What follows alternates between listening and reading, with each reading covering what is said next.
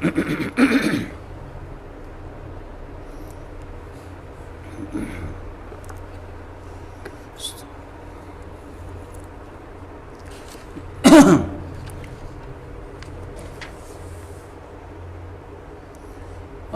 بالله من الشيطان الرجيم بسم الله الرحمن الرحيم إن قارون كان من قوم موسى فبغى عليهم وآتيناه من الكنوز ما إن مفاتحه لتنوء بالعصبة أولي القوة إذ قال له قومه لا تفرح إن الله لا يحب الفرحين وابتغ فيما آتاك الله الدار الآخرة ولا تنس نصيبك من الدنيا وأحسن كما أحسن الله إليك ولا تبغ الفساد في الأرض إن الله لا يحب المفسدين. سورة قصص اختتام تا رسیدن کے دے.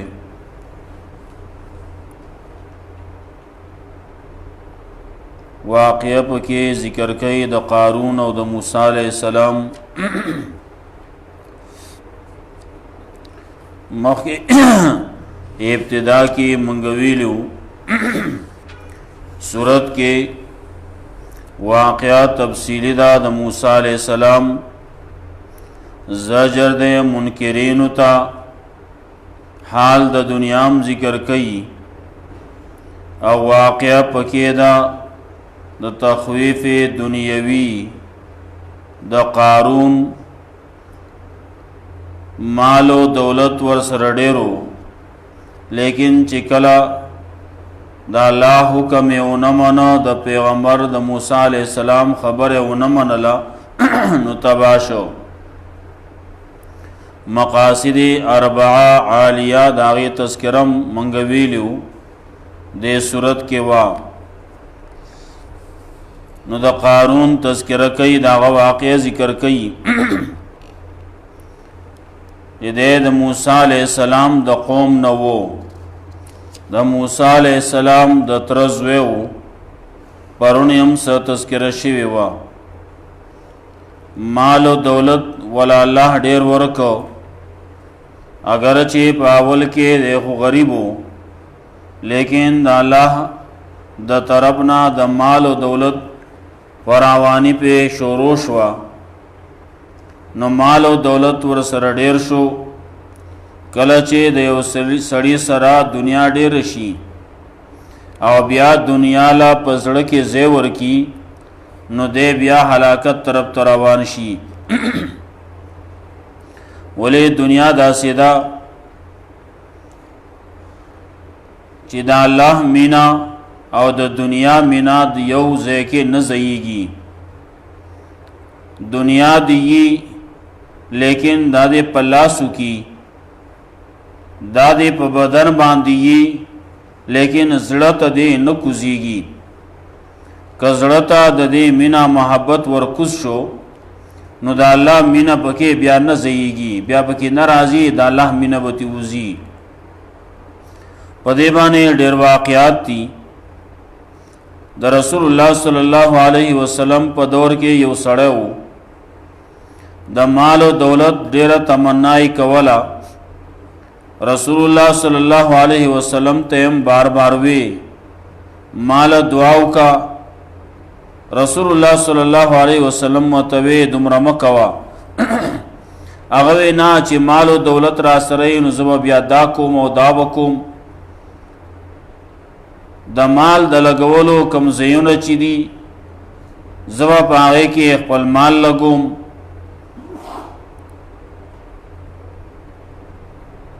رسول الله صلی الله علیه وسلم ولا سمال ورکوهم او دعای وته وکړه د مال د زیاتوالی مال زیات شو نو چې کله مال کمو نو دی به هر ټیم مانځه کې وو، چې کله مال زیاتېدو د مانځه نه د جماعت نه رورو قلارېدو، مال دومره زیات شو چې بیا مدینه کې د هغه ځای نه و، نو بهر ته ووتو. نو چې بهر ته لاړ نو بیا به چېرته په ورځ کې یو ټیم مانځه راته،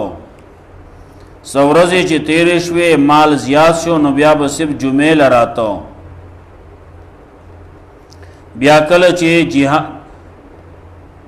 د زکات فرض شو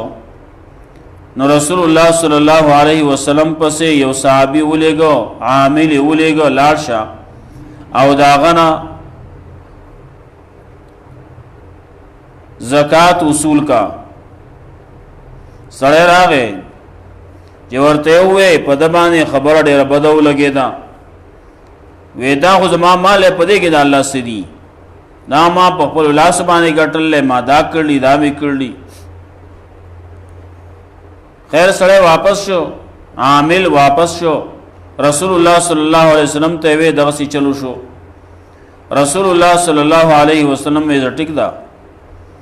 سړی بیا راغی مال یې راوړ، وې دا واخرئ. رسول الله صلی الله علیه وسلم ته انکار وکړو، وینا زه الله منع کړم. دی واپس چې ته ډېره جړانګ ولای کوله، لیکن خبره د حد نه تېروتلی وه. بیا د رسول الله صلی الله علیه وسلم نه وروستو د ابوبکر صدیق رضی الله تعالی عنہ په دور کې، بیا د عمر رضی الله تعالی عنہ په دور کې، بیا د عثمان رضی الله تعالی عنہ په ابتدایي دور کې د راتبه مال به راوړو، لیکن دی چا قبول نکو. وی چې مخکینو نه د قبول کړي موږ به څه قبول کو. او بیا د عثمان رضی الله تعالی عنہ په دور کې د بیا مړلې. نو مال او دولت خشه ده خو چې په لاسو کی، او چې کله زړه ته ورننوت نو بس زړه خرابوي. نو قارون او داغه مال دولت داغه مینا محبت زړه ته ورکوز شو، نو خبره ورانه کړه. خلکو چې ورته قتل او خلکم د مال او د دولت وګیو، ناغوی دا غټ سړی دی ښه، د غټې برخې خاوند دی ښه. د هغې تذکره الله کوي په خپله باندې، انه لذو حظ عظیم وی. او چا سره چې علم و د مال او دولت دومره حیثیت ورسره نو، هغه وی قرار کې نه ویلکم ثواب الله خیر لمن آمن وعمل صالحا. مال او دولت څه شی دی؟ ثواب غوره شی دی. هغې تذکره کوي او آخر کې بیا دغه قارون په ځمکه کې الله ورومنډو، داغه مال او دولت هغه ورسره هم په سر باندې کې خو ویزه پکتا روان دی پکتا، او جهنم هم پکتا دی ویزه په مخه. فخسفنا به وبداره الارض، لار دنیا کې امتبا و آخرت امتبا. نو چا چې لیدلې پرون او نن حالت و معلوم شو، وی خده چې منګ سره مال نشتی. بعضی خلک یې داسې خلک وی نیسته په خو وخت کې لاس را کوي،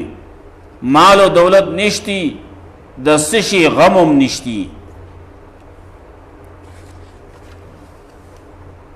ان قارون کان من قوم موسی فبغى عليهم، یقینا قارون دی و د موسی علیہ السلام د قوم نه نو زیاته وکړو په دی باندې. د قارون زیاته وکړو، سچله وکړو، زیاته وکړو، شرک وکړو، بغاوت وکړو، ظلم وکړو، خلاف وکړو د الله او د الله د رسول. وآتیناه، الله وی ورکړو موږ دلرا من الکنوز د خزانونا، ما ان مفاتحه، مال دولت دومره و چې یقینا کنجان داغه یو معنا ده، کنجان داغه دومره زیاته وي، لتنو بالعصبه چې درنه وي په یو غټ اول القوت غټ مضبوط جماعت باندې. دیمه معنا مفاتحه، یقینا هغه خزانه داغه یا لوخي داغه خزانو لوخي داغه مال او دولت د ټول مال او دولت لتنو بالعصبه خامخادرونو په یو مضبوط جماعت باندې. اولنې معنی ډېر خنخ کاری چې چابیانې خلق مای درنې وي دانو دبل معنی خخ کاری چې داغه لوخي په خلق مای درانو هغه مال او دولت درونو په یو مضبوط جماعت باندې هغه نشو چتولای دومره مالو داغه سره د سپین دي سړي او سدي ما ان مفاتيحه خزانه داسې وي یقینا لوخي داغه خزانو یا خزانه په خپل باندې لتنو بالعصبه خامخادرنه په مضبوط جماعت باندې بالعصبه اول القوه جماعت چې هغه طاقت والا مضبوط جماعت. اس قال له قوم لا تفرح کله چې وې د تا قوم د دلوي مکوا ان الله لا يحب الفرحين یقینا لا نخوخلوي کون کی تکبر کون کی غرور کون کے فخر کون کے الله نخوخي او ته د الله په مقابله کې لوی کې د پیغمبر په مقابله کې تلوي کې وابتغ فيما آتاك الله الدار الاخره او طلب کو په هغه څه چې الله درکړي تعالی کور د آخرت. ولا تنس نصيبك من الدنيا مهر واخپل برخه د دنیا نه واحسن كما احسن الله اليك او احسان کوا خامل کوا لکه څنګه چې الله تعالی سره خېګړه کړلا الله تعالی سره احسان کړل نو تم دا احسان بدل خور کا کرا. ولا تبغ الفساد في الارض مطلب کو فساد پزماګي ان الله لا يحب المفسدين يقينا لا نخوغي مفسدان. وابتغ فيما آتاك الله الدار الاخره الله تعالی مال درکړل نو مال بارکه رسول الله صلی الله علیه وسلم فرمایي استعمال کم یو دی یو خستا مال هغه دی چې تا او غړو نو پنا دی کو یا وادي غستو نو زور دی کو او یا د ځان لمخه ته ذخیره کو مخه ته دی اولېګه صدقه دی کو د دین سکار دی پیو کو جماعت دی جوړ کو مدرسه دی جوړ کړه غریبانان له دی ورکړه لار دی جوړ کړه سرای دی جوړ کړه چې خلک په کې راضي هغه کې به شپې تیري په لار به سوغزي غریب به سب وسره نه ناوه پدې کې شپه کوي د غریبانان د پاره زینو دی جوړ کړه.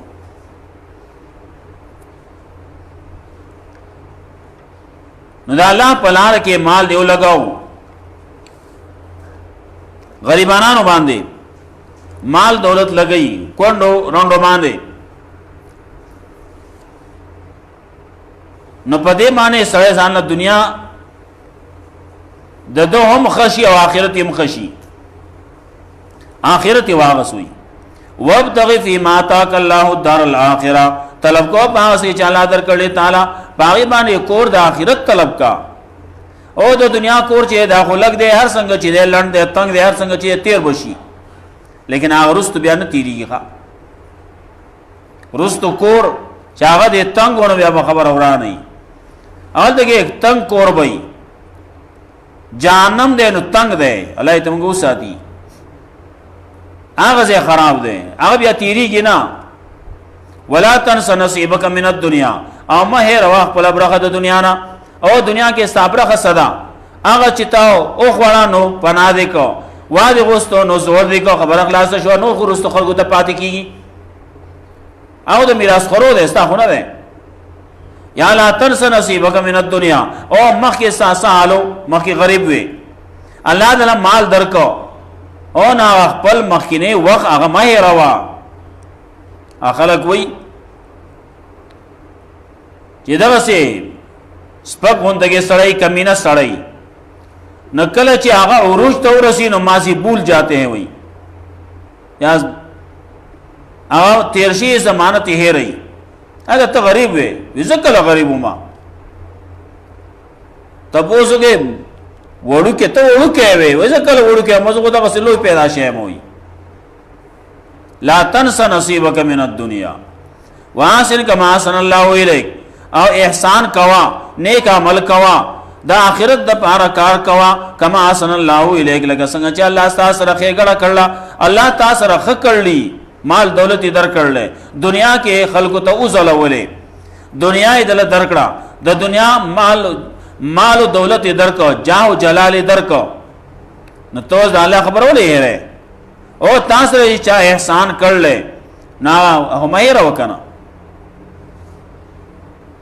د دنیا قانون دا دی